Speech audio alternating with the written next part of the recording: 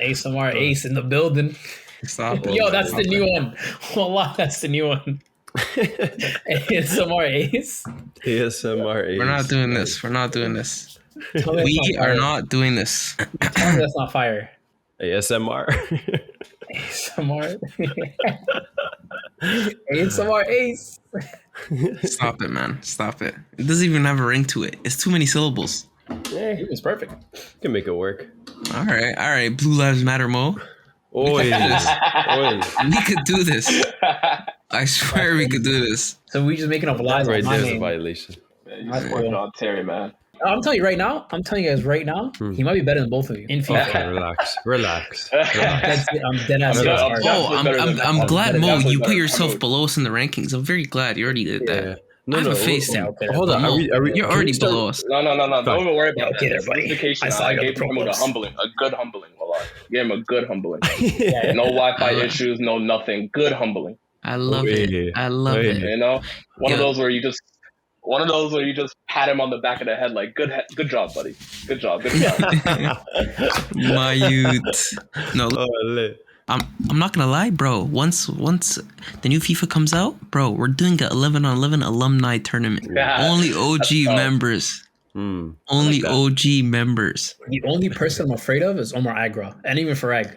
Those are the only two I'm afraid of. See, this is Oh, how I know you think, man? you're I beta. think we'll put it Mo, work. you're beta. No. No, actually, Mo. No, Us three, we get Mo, biased. It's we not get biased. 2013. Omar's washed now. I'm telling you right now. He's washed, bro. He's married. and Both all. Omars Finished. are a problem. Finished, bro. No. Both- Omar you Farag, might he's no. Omar Farag, he doesn't know how to pass the ball. He's easy money. Don't worry about it. No, I'll go washed. He's playing Married by and himself. old guy. Huh? Yo, Ace. This is what you hear. This is what you hear whenever you're playing with Omar Farag. All right, he gets the ball. All you hear is. You're just like, That's dangerous. That's dangerous. Bro. I'm not gonna lie. maybe a cut and a shot. That's it. Yeah. No. You heard all I'm these not gonna lie. clicks. I'm one of those people because, bro, I don't know what it is. I don't know how to hold the controller softly. I just grips it like hard. I broke mad controllers. I don't know why. Yeah, you definitely need warranty. But yo, I think low key, we might have to do a Pro Clubs tryout for everyone. See who That makes would the be squad or not. hilarious. That would be I beg you don't hilarious. do this. I beg you don't. You're not making Shut the up, man. squad. Shut up. You're Shut the not hell making up. the squad. I beg, don't People do this know to me. yourself. I'm gonna have fun. I'm gonna express myself. No defense this time around. I'm my starting left off wing. What hard. changed? What do you mean this time around? What changed? Oh, you know how I know you were shit? You were always midfield. That means He was center back. He was center back when we played 11. center He was center back. back. Even worse. No, even worse. When we played 11v11 during the pandemic, he was the any. Y'all needed me to. You Nah, guys man, always was close the fight back, back line. bro. They put a dirt in your name. No. They put a dirt in your name. It's like Nah, that. hey, say you guys don't. Oh my Let me tell you something. This is Two bad, center my backs and a boy. keeper left. Oh my God, Mo, Let me tell you this something. stinks. Let me tell you something. Don't worry, you're a team player, Mo. Don't worry, you're a team player. I enjoy midfield because I put my stamp on both sides of the ball. Arf, headless chicken. He's going wherever the ball is. He has no idea. Yeah, I'm a goal Positional scorer. sense. No, nothing. No, on defense. No I'm position. pressing, bro. I'm pressing. You know, I'm focused on that's the the only press, fam. compliment- The only compliment I'm gonna give Art is the complete opposite of how he plays in real life. In real life, he wants to control the ball and good positioning. On FIFA, brother, What, it's inshallah? where's the ball? just No. shoot it, We have a inshallah. rule. That's his play. No. Galatasaray football, we have a rule. Listen, look for me every single time you touch the ball. None of this tiki-taka football, Guardiola football. L1, inshallah. Find me right And now. only one man follows that rule. Shout out to my brother Anton. That's it. That's the only Anton, my man that guy. follows that Anton is rule. literally my favorite teammate ever. Anton, listen, I might be in charge of the trials. You're in. You're good. You're good. Bro, you're not making the cut. You're not making the cut. You have to work for it, honestly. No, Listen. how about this? How about this? To make the team, they have to beat one of us. Arf's not making the cut. Bro, me and Kai were just talking about it. Mo is one of those guys you hate to play in FIFA. Bro, the man is actually playing like real life football. X. No, man. I'm there to win. X. No, I'm like that too. I'm like that too. I'm like that too. But he's Hit the doing this ball, bro. Hit the behind the ball. half. He's doing that from Hit the the keeper ball. side. Like the ultimate team tryhards, bro. Who's that guy? He's not fun to play with. That's not even true. That's not even true. It's just you play a low block, bro. You decide to park 10 man behind the ball and expect me to just try to dribble through them all. No. You know who I am? I play 4-2-4. It's an all-out attack. It's a video game. I'm having fun, brother. I think that formation is custom. I don't think it's in the default settings. It's not even. You have to push square and move the player. They definitely added it because we use it. We kind of abuse it in pro clubs. Not gonna lie. But yeah. Yo, Mo, run the intro. Ladies and gentlemen, all across the world, welcome to 11 on 11 Tuesdays. I just want to give a big shout out to the big three up top. ARF, aka two-leg tackle, aka Brexit football. This is Tiki Taka football, Guardiola football. Next, Ace, talent ID, yeah? He was never that good. He was never that guy. I'll be honest with you. Next up, our big man up top, Mo Salah. Wallahi, I got time today, brother. I got time today. Every Tuesdays.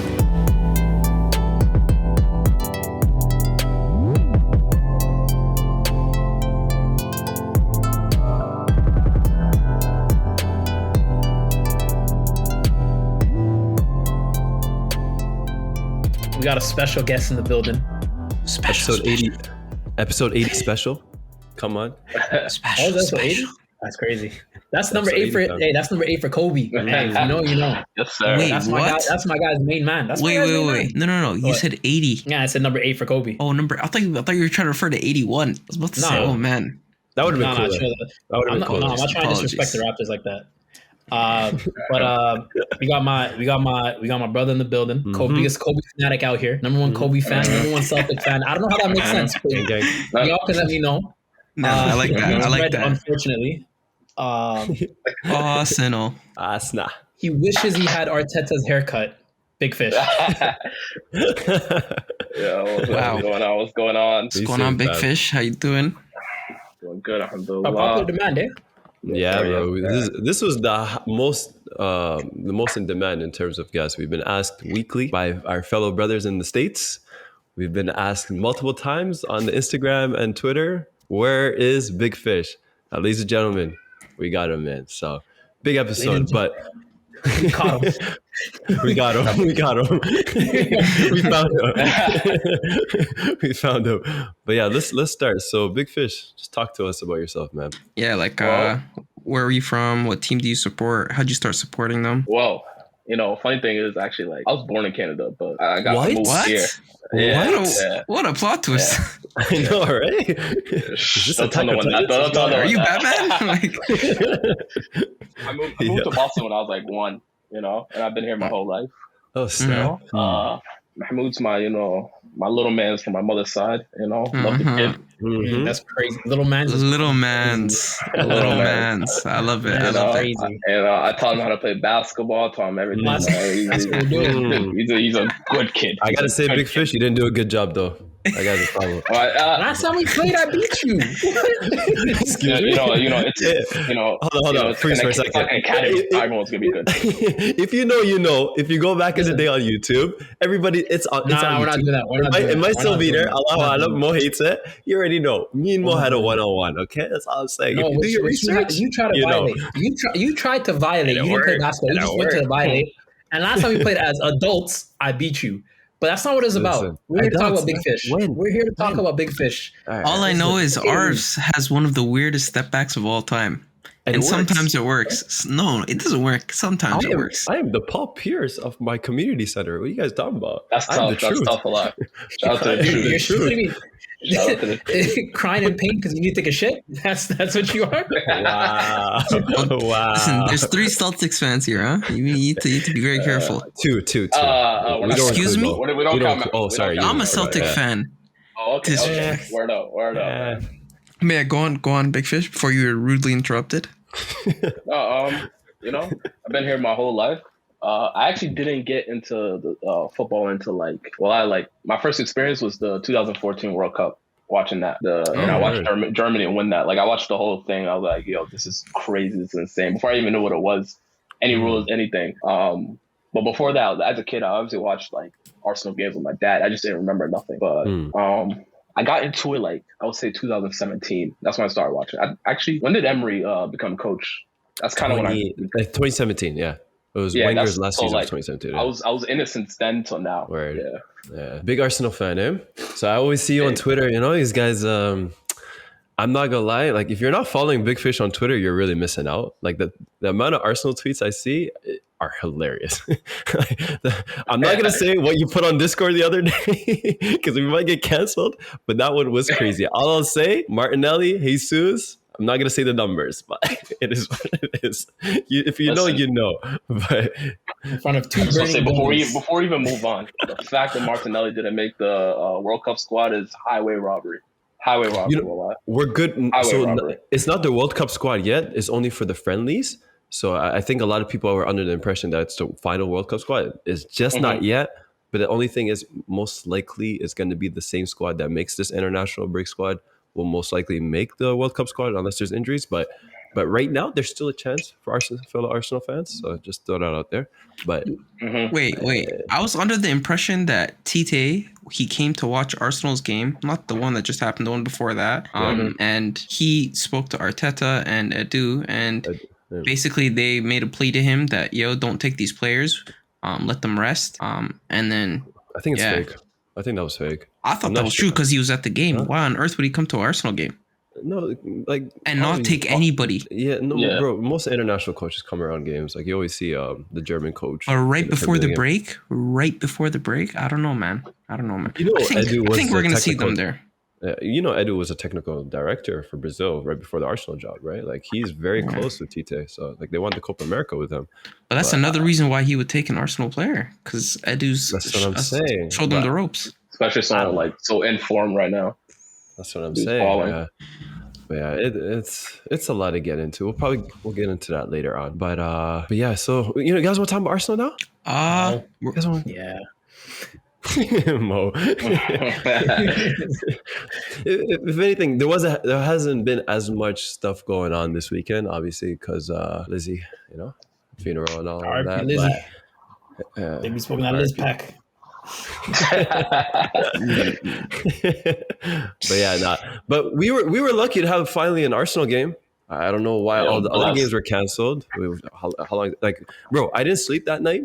A long day. I don't even get into it. And it was 6 a.m. by the time I was able to sleep, and the game was going to be at 7. I said, "There's no way I'm missing this game. I'm gonna stay up regardless. I might as well catch up." It's the last game for like 3 weeks. You had to catch this one. And the Europa League game was canceled. I was so mad. Yeah, it was unlucky for Arsenal fans. We did miss out on other good Premier League games. Like I think Chelsea and Liverpool were supposed to play this weekend as well. But yeah, on Sunday. It is what it is. Mid versus mid. United Leeds. I was good off of that. Mid off. Mid off. Oh my god. No, but big win for Arsenal. Big win. Top of the league right now. Now I got a couple questions for everybody here because we do have somewhat of a title contending ship going on. We got Man City undefeated. We got Tottenham who are undefeated right now. Got Arsenal top of the table. Is Arsenal and Tottenham giving Man City a run for their money? Well, listen, I'll just start off, but I'm looking at this table and I'm so confused and angry that we have won almost every game, and City and Tottenham are only 1 point behind us. Yeah. And the thing is, we've been playing our socks off. We've been playing great football. Tottenham's been playing terrible. I don't think they've been playing good. I think they've been playing okay at best, but they're scrounging out wins. A couple players will have good performances and that'll win them the games, but I don't think they're having overall great team performances all the time. And they're only 1 point behind us. So about us being title contenders, I don't know yet, but I still think it's City's to lose, even if we are ahead. Whatever. I don't want to get my hopes up too early, but I think we're gonna be in the mix. I think we have a great chance at getting top 4, but title winners, I don't know. Yeah, I know I've been kind of publicly criticizing Tottenham for quite some time. Obviously, Arsenal fan, whatever, but I was in the predictions. I did say Tottenham are going to finish second because I do believe in Antonio Conte. I do believe they have world-class players, where in Arsenal still iffy with some players. I wouldn't say anyone's world-class. They're somewhat on the cusp kind of thing. But Tottenham are definitely a team that, I think we should be concerned about. But I want to start off with Ace. Thoughts on Son's performance? Oh, you mean 3 goals in 13 minutes? Yep. Listen, we got a DM from our brother Bones, and he was talking about, oh, make sure A sees this. Make sure he talks about it on the podcast. Listen, man. No. What I said was very. Hold on. What he told you was make sure you call him dad. That's what he said. I didn't want to get into all that. He said make sure you call son dad. I don't think I've seen that part. But no. I'm letting you know that you should call him dad. That's not happening. That is not happening. Because hindsight is always 20/20. You can always look back and say, oh, of course this happened because this happened. You know, you can always look back and get a different viewpoint on the circumstances. But he did not score for 8 games. He was playing terrible. People tried to tell me he was the best left winger in the league. I'm not doubting his quality, but it was a valid criticism. This is what happens in football. You're not allowed to make criticisms of certain players because of what? Like, I don't know. I just don't believe anybody has the aura that they can't be criticized. If you're at the GOAT status, okay, maybe, you know, we can give you some allowances. But Son is not a GOAT. He's a top tier player. But let's be real. He didn't score for a lot of games, and he scored a hat trick when they're already winning. I want to see him continue this. Then I'll say, hey, he's turning the season around. But at the moment, this doesn't change anything for me. I'll be honest. To add to that, and I'm going to come off as a hater again, I'm not really impressed with Son just because it was Leicester. And I'm sorry, like Danny Ward, it was terrible. He's horrendous. He's the worst keeper in the league. Yeah, all those goals are very savable. Like, it was a little, I think Son, even the first goal when he scored, he kind of looked at it, he was like, oh shit, it went in kind of thing, you know? I agree. He is the worst keeper in the league currently. Shame on Leicester for not replacing Schmeichel, one of your best keepers of all time. You had enough time. You had the whole window. Not even the whole window. You had like a good month to replace him. And it seemed like you already knew that he was leaving and you still didn't replace him. But that's a whole different story. But I don't know. I'm just not as impressed only because it was Leicester. We'll see in the Arsenal, in the North London derby. You know, Son always shows up against Arsenal. He loves to score against us. So we'll see. But right now, I'm not going to jump on the boat and be like, oh my God, Son, world class, Ballon d'Or. No, I'm not doing that. You're not going to get that from me. Nobody's asking for that. But I think you guys have to take in the fact that, yeah, okay, it's Leicester. A hat trick in 13 minutes, regardless of opposition, is a great hat trick. It's a great moment. Great moment. I think you guys are diminishing the point, right? No, it's not the fact that Son scored at Leicester. I agree with you. Leicester is not a great team. They're pretty terrible. When you guys beat them, I told you Leicester isn't a good team, right? And you guys are hyped about it. And now it's showing they're not a good team. But what I'm saying is a hat trick after you've been having, like Ace said, terrible performance in terms of you're not scoring. You only had 1 assist or whatever it is, and his whole job for the most part is to contribute on that side of the ball. Just have a hat trick. To have a hat trick in 13 minutes is a great accomplishment for any player. Like whether this is Leicester, whether this is Nottingham, whether this is like Sheffield, whatever team we're talking about that isn't good, a hat trick in 13 is good. Yeah. I'm just going to give Son the same energy that people gave your guy Mount that energy last season, scoring against Norwich and the lower league table teams. Because right now, Leicester is technically... I think that was all Liban. That was all Liban. No, it was actually a lot. It was more than you think. It actually popped up a lot last season, especially near the end of the season. Especially when we had a lot of those takes, including Mount talking with, like, in the term of the likes of the Pedris and the Fodens, you know, that was quite brought up a lot in the comments. Yeah. I don't know. Wait, Big Fish, what's your opinion on my take? I want to know. Like, I know you're Arsenal fan. You hate Tottenham as per usual, but like, what's your take on the whole Son situation? I think it was a cool moment. It doesn't erase anything though. I think still my biggest takeaway from that moment is Tottenham still plays dead ball. Like, they just don't have a good like system to me personally. Like, I just don't like the way they conduct. Like, I just don't think it's sustainable. Like, the way they don't like their possession and everything, it's just not sustainable to me. But like, the biggest takeaway from that is how poor Tielemans looked. I'm happy we didn't grab him at this point. That's a great take. Great take. I think I tweeted this out and I was saying that maybe Tielemans knew that he didn't join Arsenal because I think he was offered. I feel like Arsenal made a reasonable offer for a guy who has 1 year left on his contract and probably gonna leave on a free. Knowing that how much Arsenal spending, I think they put a decent like money up front. But I was thinking, I think Tielemans knew he wouldn't get any PT over that guy Granit Xhaka, who is absolutely balling. Xhaka's balling. He is balling. I never thought I'd say the word like that. He's balling. Please? No, shut up, man. Shut up. Stop doing this, Mo. No, yes. Because you never say it. Just say, yeah, bro, you're right about Xhaka. That's all I want to hear. That's it. No, Mo. I think you are correct. You did call this, but I just want to know at what scale, like No, his level is for you. No. I'm asking a question. Huh? I understand what you said. I'm not correcting you. I just want to know how good do you think Xhaka is? Can you name me a player he's worse than and a player he's better than? That's good. I mean, is he better than Jorginho right now? Right now he is. On form right now he is. I'm not gonna lie. But at their peaks, I don't think he was better than Jorginho. Right now, yeah. I agree with that too. I agree. Okay, is he better than Højbjerg right now? Højbjerg is a beast, bro. Y'all need to really watch him. No, really need to watch him. No. You're not answering the question. You're not answering the question. He's better than Højbjerg. I'd personally take Højbjerg. Okay. Just wondering. Højbjerg is nice. He's good. He's having a really good start to the season, but I don't think he's the best midfielder on his team. Yeah, and I could say the same for Xhaka. He's not the best midfielder on his team, but he did well when Partey was out. But right now for Tottenham, Bentancur is that guy. He is the guy. And he's also scoring goals too. He's not their guy, bro. It's Højbjerg. I think that's my personal opinion. No, you are absolutely missing the point. It's definitely Bentancur. Bentancur's the baller on that team. Listen, he's the most in the Belly region. I'm plugged in. Listen, I hate Tottenham for a reason, and I'm plugged in about this Tottenham squad, bro. When I was telling you guys Son was better last season, you guys didn't want to hear it until it was proven that it was. I'm plugged in with this Tottenham because I gotta know what to hate. And I can't hate Højbjerg. He's nice. That's it. I don't know. I think the Højbjerg hype is a little. I feel like I think I mentioned a couple episodes ago. Like if Tottenham continue to grow and continue being as successful, finishing in Champions League, whatever, as the past recent years, I think he's one of the guys that Tottenham looks to replace, or not replace technically, but like improve. But I'm not gonna lie, he is probably their most improvable midfielder. They probably improve their center backs first. That's really what they go for. But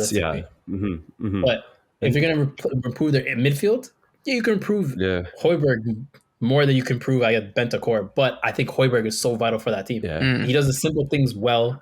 He's there to clean up. He's there to distribute the ball well. He's just in good positions all the time, breaking attacks, which is what they need when they're having Leicester have more possession. You know what I mean? Like they need that from them. One thing sorry, go ahead, Ace. Go ahead. No, I was just going to say, I have a quick question about just a Tottenham player that I don't know if you guys watch too hard, but I want to know you guys' opinions on Sessegnon.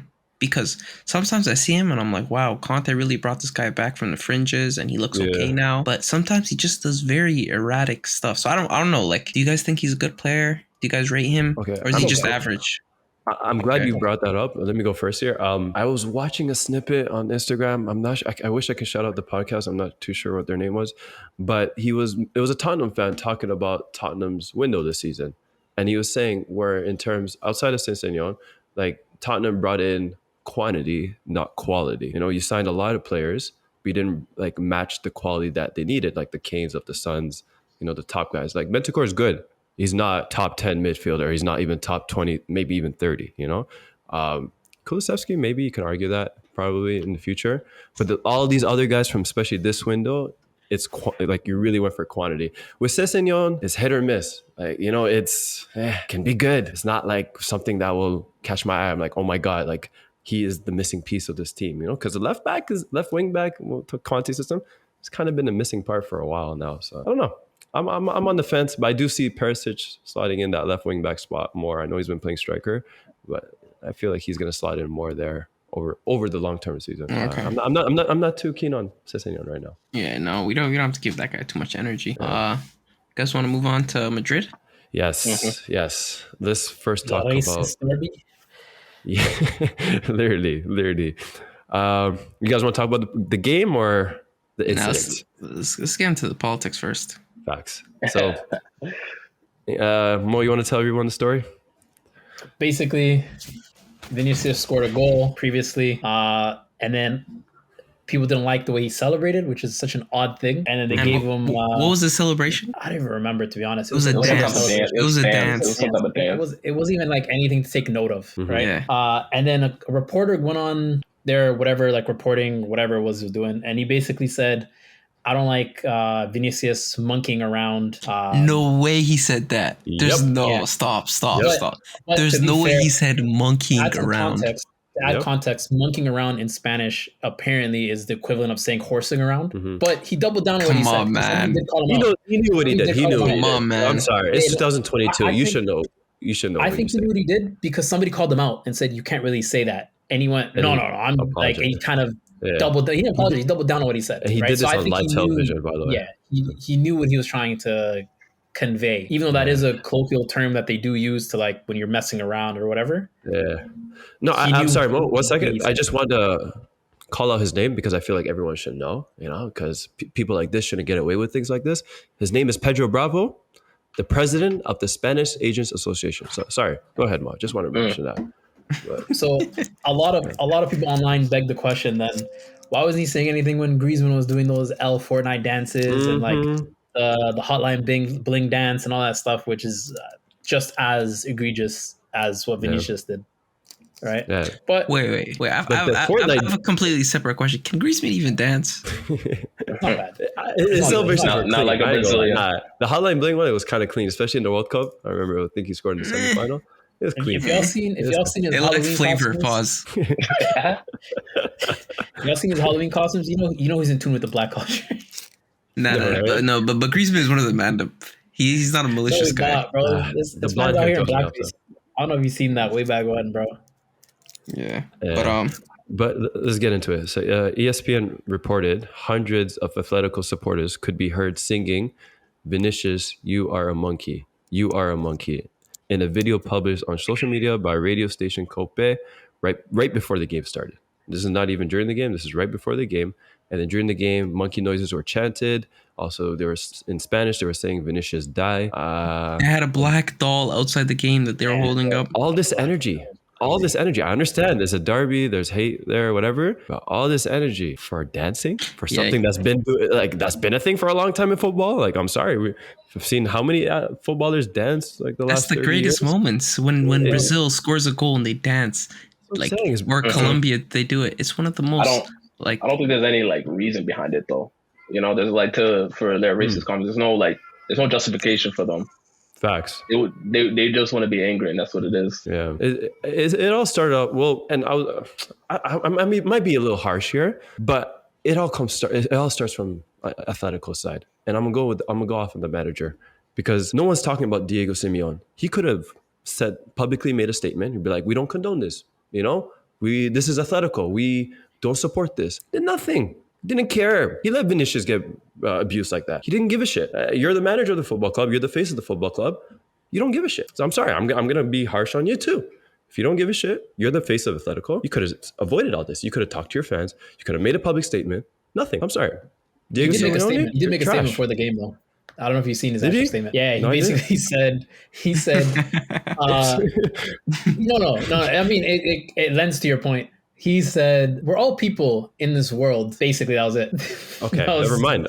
I take back my apology. That sounded like a sketch from their my apology. What the heck? Yeah, it was such a nothing statement. Like, we're all people in this world, and like we should try to understand, I guess, or whatever. Yeah, I don't know. Like I take back my apology. I think this speaks to a broader point, and it has to do with like the historical institution that football is. Like, it's so old school. Like, what confuses me, and which is why I don't really care about a lot of things with football. Like, I'll joke about it, but I honestly don't care. But people have so much entitlement over other human beings. This is crazy. Imagine like you have an opinion on what someone eats. Like, if you see a footballer eating something bad, like, at like a dessert spot, somebody will post it on Twitter. Everybody will crucify him saying, "Oh, he should be taking care of his body. This is why he's always injured." Or like, for example, like fans telling a player not to dance, or fans telling a player, "Oh, you can't go out, you can't do this." Do you know how much entitlement that is? That is crazy. Imagine someone telling you that. Like, honestly, just really think about it. And that speaks to this point of dancing. Obviously, it's racially based, but who are you to tell somebody how to live their life? I understand they play for your team. I understand, like, I think the only duty they have is to perform on the pitch, especially if they're being paid a certain amount of money. And I know it gets a little bit complicated, like the fan to player dynamic. I understand it's not as black and white as it can be, but there's so much entitlement, and I really don't understand it, because I promise you, if I was a professional, I would do whatever I want, but I'd make sure I'm performing. But I'm not going to let anybody tell me how to live my life. I agree with that. I agree. But with this, it's just kind of, how do I put it? It's a little over the top. It's kind of something that could have been avoided from the beginning. And it's 2022 and it's still going on, especially when we're in the world where there's cameras in everybody's pockets. Literally every single human being that was definitely at that stadium has cameras in their pockets, and no one is getting caught. Everybody's free to do whatever you want. Everybody's free to express the way they want when they step into a stadium and talk shit about a player and say racist comments and get away with it. It's kind of crazy. It's kind of crazy, especially in the year we live in. So I don't know, man. I don't think this is going to be fixed. Vinicius is going to continue to get abuse and other black players in the future, and we're going to do nothing about it. We're all going to talk about it for one episode and then move on. So, anyways, I really don't want to get into it because I don't want to dive too deep, but I think it's more than just a sport. It's definitely like it's a country societal thing where there's a lot of just casual racism in a lot of parts of Europe that when it comes to football, people are kind of on the extremes, right? You see the extremes of it, but there's a lot of casual, just subtle racism that they have anyway. That I think it's something that the nation itself would have to tackle. But there at this point. Yeah. But do you guys want to talk about the game now? Just quickly go into it. Quickly, go ahead, Ace. No, I will say that there's something about La Liga and their big games that just have something that I don't even think the Premier League has. Like the amount of feistiness and physicality and like game-breaking tackles and challenges and fights. I don't think you see this anywhere. Even the Premier League has it to a certain degree, but those derbies like this, I think like it really comes out. Like these players are not shaking hands after, you know, like it's a real war. It's a fight. Teams more than us. Yeah. Facts. Yeah.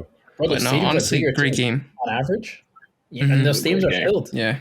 For real. But no, great game for the neutral. Great game to watch. Happy Madrid won. Yeah, Madrid, not a big Simeone fan. You know they're 9 for 9 right now, though. 100%. The only team in Europe that is undefeated so far, and they're doing this without Karim Benzema, which we all thought would not happen. Everyone for the last 3 years, we kept saying, what's going to happen to Madrid when Benzema's injured? Because he has been carrying that Madrid squad for a while. And now he's finally injured. He's finally dealing with it.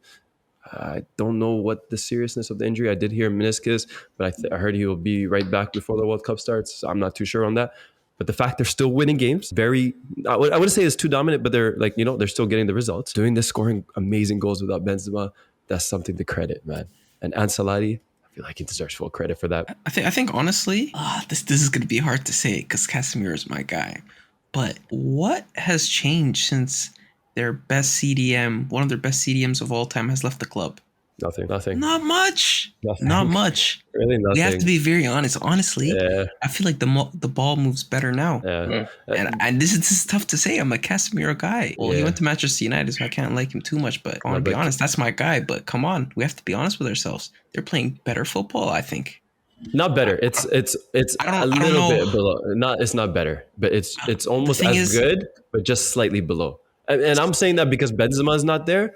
I'm not too sure with the Casemiro, but the midfield are looking good with Tchouaméni and Camavinga, and obviously you still have Kroos and Modric. So you got the depth there that they didn't have before. Yeah, but to say it's too soon. It's too soon, because I don't want to go overboard with the Champions League fixtures and the knockout stages. That's when Casemiro is needed. Yeah, so that's when you need him. But just for these league games, I think they'll be just fine. But Mo, Big Fish, you guys have anything to say? One thing. Casemiro's on the bench for United too right now. I don't know what's going on there. He's been here in the club for what, like a good 3-4 weeks, and McTominay's still starting over him. Played for like a week. Is there something we don't know? They had. He was coming off Europa games on the bench, league games on the bench. He hasn't started yet. He started one game, and they finished 0-0. But anyways, sorry. Go ahead. No. My question was for Big Fish, and then Mo, you can go after. Like, what do you think of Valverde? I'm not gonna say I'm the most I'm not gonna say I'm the most familiar with this game, but like that game he did impress a lot. He impressed me a lot, like the way he was balling, and like I feel like he's like a big game player, not a big game player, but like when stuff gets a little frisky, I feel like he gets better. Yeah, I feel like that's where he shines. I feel like he's not like a game in game out. Like I feel like he needs a reason to play. The thing is, he didn't get the opportunities like most midfielders do, and he's even playing out of position in the right wing. and he's still putting on these great performances. I hear you. Like I love what you said, but I hear you also with like the big games, big performances. But again, the opportunity wasn't there like that when you had Cruz, Modric, Casemiro behind you. Yeah, of course. But right now, boys, he's their best player. Not only he's their in best football, player. he's the most underappreciated footballer in the world. He is so good. Like, oh my god, I don't know. Like, that's my guy. This is how you know Perez is the real final boss. He signed this guy till like 2029, maybe 2030, with like a billion, £1 release cost, €1 billion release cost. He's ridiculous. But yeah, Mo, go ahead. I was gonna say, man, I don't think he's underappreciated. This guy's been getting a lot of his flowers recently, which deserved. Very deserved. Yeah. I think Ancelotti done a really good job with bleeding in the young players with the new players and building a whole team. Because you have Tuchemani's balling, Rodrigo's balling, and like now he's starting. He's not even coming off the bench. He's just flat out starting. Valverde uses really smart when he wants to play, like he feels like he needs to be more defensive. He puts him on the wing. You know what I mean? And just he's doing really well with the squad that he's built. Valverde is great. Tuchemani, I think, is looking sick. Camavinga might be the worst midfielder on their team, and that's saying a lot. Like, you know what I mean? That's not a shot at Camavinga. That's just how good their midfield and their midfielders are. Valverde is playing out of position, not because like it's partly because they can't find his role in that midfield. At the same time, though, it's because he's so good and so effective helping out the midfield from the right wing position. He has so much energy. He's up and down the whole game. He's providing support on the wing and also in the midfield. Like he's just perfect for that space right now for them. Yeah, and he's outperforming the wingers too. Like last season, Rodrigo and him were fighting for that right wing spot. Marco Asensio cannot find PT. Like it was a whole situation, a window that he actually wanted to leave Madrid because he's like, Ancelotti's not playing me. He's playing Valverde, a guy who's a midfielder. He's playing him on the wing. I can't get PT. Rodrigo last season struggled with PT. He'd always have to come off the bench. I don't think he even started a game until Benzema and someone else was injured. And he was one with us as well. That's what I'm saying. And then people are forgetting Valverde was one of Zidane's most best performing player when they won that first league title in the COVID year. So that's what I meant. Like he's not appreciated enough. Not yet. It's not only that even though. Like they have a nice center back three that like just mainly Alaba is always starting, but Militao and Rudiger are kind of subbing each other out, and they just look solid. Yeah. They just look solid. I think the only position that might be a little bit tricky for them is their fullback positions. I feel like if their starting fullbacks go down, I don't know who's in the back who can reliably cover. I think you're going to see a lot of like. Okay. I think Mendy needs left back too. Rudiger's been playing left back too. Yeah, but that's not a long-term pace for it. Yeah, but the thing is, when you start chopping and changing, I feel like that's where the problems come. I think they need to keep their best players in their best positions rather than move them around and then just because like when it comes to Champions League games and stuff like that, with a make-do right back, it can go well, it can go terribly wrong. Yeah. So I don't know. I'm interested to see what happens. I don't know if you guys saw that Celtic game. The first half, Celtic were on them. Real Madrid turned up in the second half, but the first half, Celtic were really on them. So like they're definitely a beatable team. It's not like that they're a perfect team, but they have a good formula going for them right now. Let me ask you a question real quick. This is for Mo because I was listening to I think the Sharky Does Sports podcast, and one of the Real Madrid fans, I forgot his name, but he was like, "You take Tuchel over Ancelotti right now." Yeah, what do you think about that? What? He said you take. He said if not over, but he said if Ancelotti walked away right now, he'd want Tuchel. Yeah. I mean, who else would, if Ancelotti walked away from the job? Who else would be available? That would go. Come back. Where's the credibility? Where's the credibility? Tuchel's probably realistically, honestly, Tuchel's probably their next manager. I feel like Tuchel's going to take the year off. Huh? I don't think he speaks Spanish. And a lot of those players speak English. No, but like a lot of La Liga teams are very keen on their manager speaking Spanish or being Spanish in general, or it's very similar to like Serie A. Like you'll never see an international manager really come in. Yeah. I mean, was it Roy Hodgins or whatever had to learn Spanish or something when he went there? Yeah, I mean, we saw how that worked out, right? Like Unai Emery coming to Arsenal, doesn't speak a word of English. Can't go. No, I'm talking about Emery. Yeah. I feel like Madrid players are disciplined. They respect intelligence, and if you're a leader and you can take them to where they want to go, which is Champions League finals and Liga titles, then they'll fall in order. You look at that squad. Vini maybe doesn't know English. Benzema knows English. Valverde maybe doesn't. Everyone else speaks English or French, and he speaks English or French. Yeah. Like, Plus I don't see an issue. Paris will make him learn English in like 2 weeks. Like let's not forget that guy he's a maniac. He does whatever that needs to be done for the team to win, and it always works. So but wait, hold up before we move on. What do we think about Simeone? I just want updated as a person. Not as a person. I don't care what he's as a person. Politics that came up earlier. I don't know. No. I will say, just checking the table. Atletico is 7th. They're 3, 1, and 2. Yeah.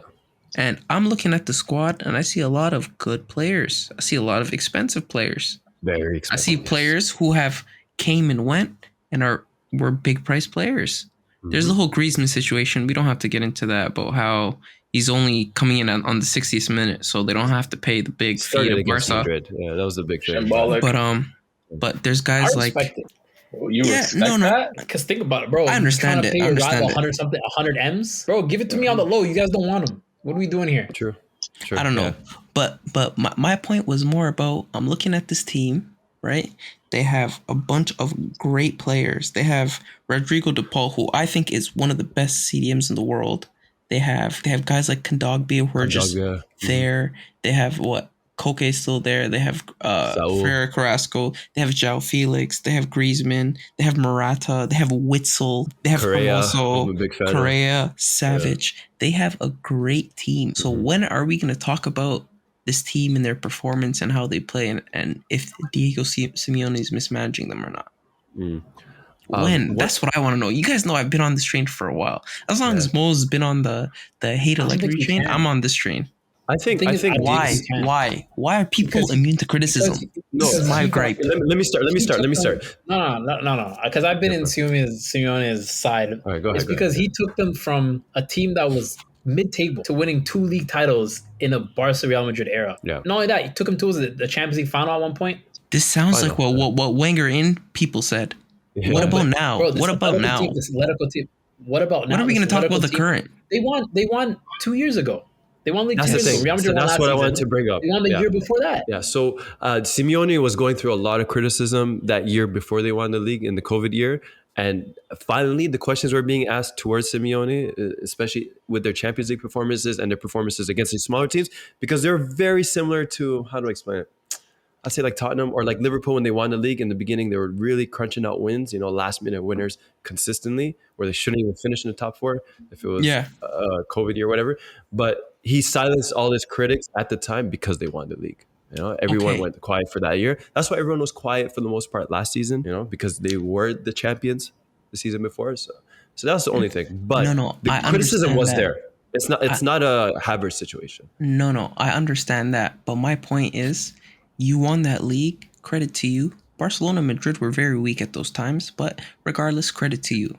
So now that Barcelona and Madrid are going back to strength, is Atletico never going to be a team that challenges on the same level as them? Because on paper, the money's, I don't think it's that far apart in terms of how expensive the squads are. Madrid. They spend more than Real Madrid. In terms of how expensive the squads are, I don't think it's that far apart. I'm not saying they're... The Atletico Madrid poll compared to the Real Madrid and Barcelona poll is very different. I'm not talking about poll. I'm talking about the players that they have. That's not part of what it is. That's not part of what it is at all. I'm asking... You think Atletico Madrid could have pulled Lewandowski, for example? That has nothing to do with what I'm saying. No, absolutely nothing to do with what I'm saying. My point is, okay. This is a separate point. They're tier below, still in Spain. Why? Well, the whole world's a tier below Real Madrid and Barcelona. I agree with Mo. Come on, man. Come on, man. They're not that far apart. Not the whole world. It's. I don't think Atletico's that far apart squad wise. I don't think they're that far apart squad wise. Sure, but when it comes to recruitment, then what? They're a tier below. Recruitment has nothing to do with what I'm talking about. You're missing the point. I'm saying, is recruitment the only reason that they will never reach the heights of Barcelona and Real Madrid? I think it's a mentality thing, and this is something. There we go. Hear me out. This is actually something that's part of their. If there's any Atletico Madrid fans listening to me, you're probably going to hate me for this, but it's in their culture over the last 100 years. If you really get into Atletico Madrid's and Real Madrid's history, or in terms of culture, clash of cultures, and terms of failures over the last 100 of years, how Madrid has had that dominance over Atletico, and I think I don't know, wherever throughout the I was hearing about like 80 years ago, there was a whole situation in terms of politics where it came between governors and whatever, and the Madrid, I think, I don't want to give any false information. I'll probably bring it up on a Discord another time. But it has a mentality thing over the last 100 years where Real Madrid is the dominant club over Atletico, and you will never be that. And especially with this recent success of Real Madrid, it's kind of really made that gap a lot bigger. But that's part of what I'm saying. This is your chance to change it. This is your chance to change it. You look at is this the guy to do it for you? In terms of mentality, though, you look at La Liga. You have two teams essentially. You have Spain's team and you have Catalonia's team. It's not about who's next up. It's at the end of the day, Spain's team is Real Madrid. Catalonia's team is Barcelona. They're looked as two giants. Everyone else kind of falls by the wayside. Manchester United and Arsenal were giants for how long? And then they weren't anymore. That's kind of weak. Manchester United is still Manchester United. Yes, that's the point. But they stopped winning. Wait, Big Fish, can you clarify? Can you maybe help translate what I'm saying, or if you agree or disagree? Translate's crazy. Like, are they gonna forever be you're not understanding in that middle ground of not being better than Madrid and Barcelona, or are they gonna like step up? I feel like he has them in purgatory right now. I think he should be sacked. Thank you. That's me though. That's me that not as a fan who doesn't watch La Liga like that though. Yeah.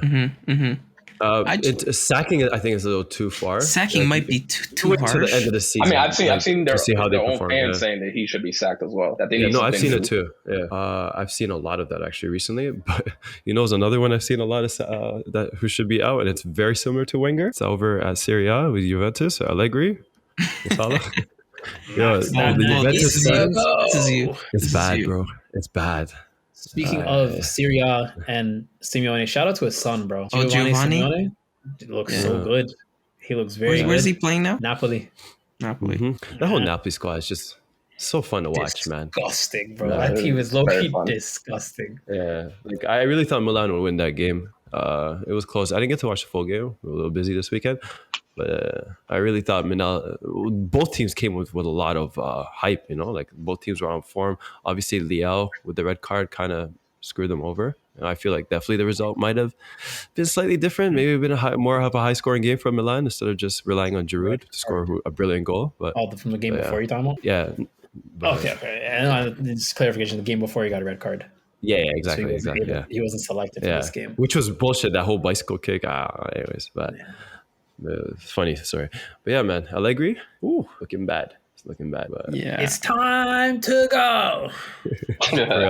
But yo, before we end off, I quickly want to go through this one question I seen on Discord. And anyone who's listening, if you're not in the Discord, you're missing out. The link is in our bios on Instagram, TikTok, wherever you're on. Just check out the link tree. But there was one question from Juan Bisak I had to bring up. He said, if Messi and Ronaldo didn't exist for the last 10 years, Neymar would have won 4 Ballon d'Ors. Agree or disagree? Facts. I disagree. 4 is kind of tough. I disagree. Maybe not 4. I think 1 at max. 1? I think 1. There's some players that would have won. I think Lewandowski would have had more. Lewandowski would have won. Yeah, Benzema, I think, would have won. I would have said maybe Luis Suarez. Suarez would have won 1. Ribery would have won for sure. Ooh, I think Robin could have won. Yeah. After that Champions League win in 2013, yeah. But I think Neuer would have gone. No, but these are Neuer. I agree with, especially after winning the World Cup. Yeah, I think he had a shout. That 2014 year, yeah. I think there was many shouts. I don't think Neymar is like as convincing as everyone thinks. I think so. I think he's so disrespected, and I seen a tweet somewhere about how everybody wanted a Ronaldinho region. We got one in a different mold who put up better numbers longer. Wait, Big Fish, say that louder for the people in the back. He's better. Better than who? Who's better than who? He's better. And he's also better than Suarez. I don't know why Mahmoud's not clearly saying it. He's clearly better too. Who's better than Suarez? Oh, when you guys were talking about that generation, remember when you say it was always Ronaldo and Messi, and who would be the third? It was always Neymar. Always. It never wasn't. I disagree.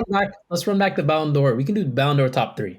No, it's not even about that. You're 2000. It's about the eye test. It's about the eye test. All right, fair enough. I'm just saying where people were placed. We'll do top 3s for each year. So the one that got canceled was Messi, And then I guess whatever Messi ended up winning it was Messi, Lewandowski, Jorginho, which I think Lewandowski should have won the year that got canceled. But the year before that, then Messi, Van Dijk, Ronaldo. So Van Dijk could have had one. No. But the thing is, you're removing the other two candidates. This doesn't work. We also have to take into account like the teams like Messi and Ronaldo knocked out too, right? Like. And even the players who are on their teams who have to sacrifice for them. Yeah. Like they lost their chance. That's getting too convoluted. That's getting too convoluted, right? No, but definitely but it's a great point. Benzema sacrificed a lot for Ronaldo and the success of Madrid, you know? That's okay. I've seen his career afterwards. He'll show up on the list. For example, 2015, Neymar showed up as third on the list, even though Messi won. Benzema was never in the Ballon d'Or ranks, ever, especially when Ronaldo was in Madrid. He was never considered one of the best players in the world. It was only one of the best strikers in the world. Never in the conversation of it. I just feel like, I understand the point that you're making. I just feel like Neymar is greatly disrespected. If we want to look at numbers, we want to look at impact in the game, we want to look at performances, we want to look at the trophies he's won and which he's had a pivotal impact in, aka the MSN Champions League. I think he was the best player. I think that's fact. I don't even think that's debatable. But if we really want to get into certain things, then we can very plainly see why he should have been the guy.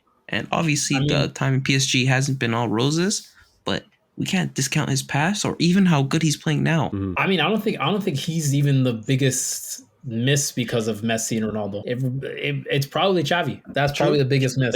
More so Iniesta. Iniesta, Xavi, whichever one. I think they're probably the biggest to miss out. I think Neymar gets maybe 2 Ballon d'Ors max. I don't think he really gets more than that. Fair point. That's what I mean. I think Xavi. 2 is more than everybody else, though. Other than like those two. 2 is. I'm saying max. That's me being like super lenient. I think it's 2 minimum. I think it's 2 minimum. Okay, all right. To end it off. Hold on. Let's end it off here.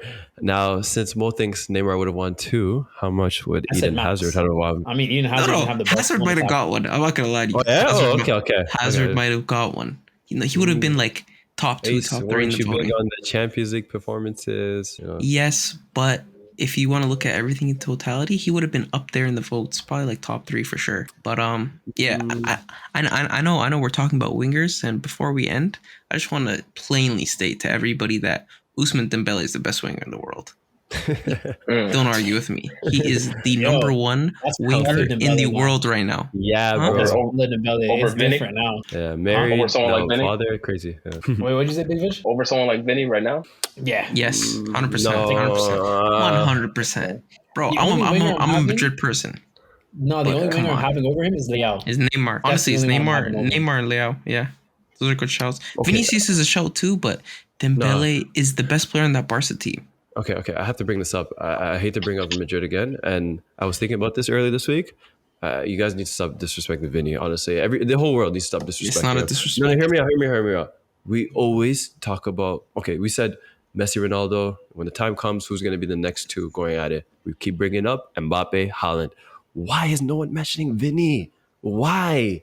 He's actually doing it right now. He was one of the best performers in the Champions League last year. He was one of the best performers in the world the season before. He destroyed Liverpool, if you guys remember that Champions League performance. Like, come on, he's in that conversation. He should be. He deserved it. He's proven it. I have a question for you. I'm scared. I'm scared. My question is simple. Okay, never mind. Arsenal gets an unlimited budget, but they can only sign 1 player. Who are you signing? Budget. Unlimited budget. You can spend whatever you want on this 1 player, basically. Who you signing? RF Sun. I respect it. Has to be KDB, easily. Like, you talking about right now, Mo? Today, yeah. Today. KDB with these attacking options?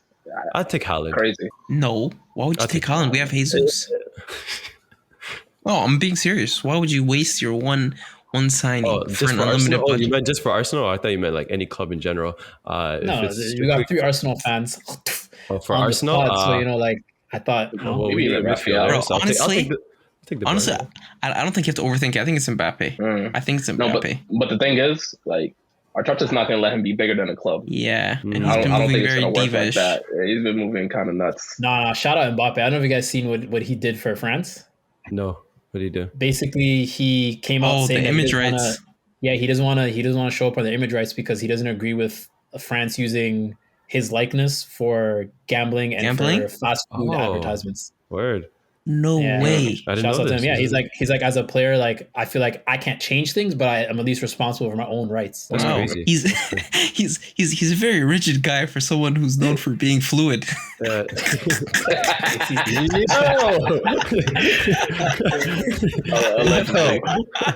Oh my goodness. Allegedly. Final thing. We'll bring it. Last final question for you guys is for everybody. Oh, Arsenal. You guys answered the question. Okay. All right. I said KDB. I said KDB. Nick Fish said KDB. Ace said Mbappe. Or if you're going Holland, I think it has to be a midfielder. No, for Arsenal, it has to be a midfielder. I was thinking Pedri, but I don't know. My point was shocking lately, I'm not gonna lie. all that was to say, not once was Vinny mentioned. That was my point. Yeah, but Mbappe's better than him. Yeah, because Mahmoud. That's Big Fish, tell him. Martinelli's no, but to Art's point of he's up next. Thank you. Got the Gotinelli, brother. Come on now. Good. Say something. But let's move on. The final question for the day. Arsenal win the Premier League or Bayern not win Bundesliga? You have to pick only one. Wait, what? Arsenal win the Premier League or Bayern not win Bundesliga? That's more likely. Yeah. What's more likely? Yeah, Arsenal won the league, 100%. We're top. I don't know. Bro, you know what Bayern do? Bayern have that weird loss to like they lost to Augsburg, you know? And they're gonna lose a game or two in the season. Of course, especially when Nagelsmann's coaching. Their last 4 fixtures is 3 draws, and the last game was a loss. I don't know. I've always been suspicious. I've always been suspicious of Nagelsmann. I've always been suspicious. I think Bayern less likely to win the league. I think it's more likely that Bayern don't win the league than Arsenal win the league. Yeah, like it's Man City's there, man. If Man City wasn't in the league, like fair enough, everyone else is somewhat struggling right now, but it's still the Premier League and it's a long season. I don't think Man City's that scared. I'm scared though. I'm very scared of Haaland. I mean, looking at Man City and looking at Arsenal, I don't think you guys have faced any real challenging teams yet. I agree. So it will be interesting, I think, when you start facing the Tottenham. Tottenham's next. Higher. Tottenham's going to be an interesting game. Even City facing like as bad as Liverpool is, I think Liverpool are going to be up for it, that kind of game. You know what I mean? Yeah, I feel too. It'll be interesting to see. I think those bigger games and how they react. I don't think so. Liverpool needs to have a test against us. We're not testing ourselves against them. To be fair, you got to change your mindset. I'm not gonna lie. Also, the thing with Tottenham, I know it's a trap because every time we dominate the ball, we win the game. They haven't dominated a single time in their wins, so it's gonna be kind of like it's gonna be weird because like if we lose, it's gonna be like it's gonna be strange. Yeah, they're a countering team.